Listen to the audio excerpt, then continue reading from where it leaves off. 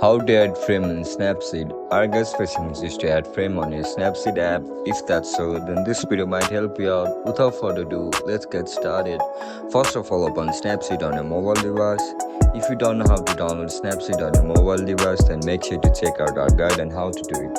Once you open the app, now browse to the image that you want to add frame. Once you select the image, now click on the tool icon. Now just simply tap on frames. Now select it according to your preference. To increase or decrease the width of the frame, drag the slider to the left or right side of the screen. And that's it, guys. That's how we're gonna add frame on Snapseed. If you guys have any issues regarding Snapseed app, then comment down below. If you guys found this video helpful, don't forget to like, share and subscribe to our channel. See you in the next one. Bye bye.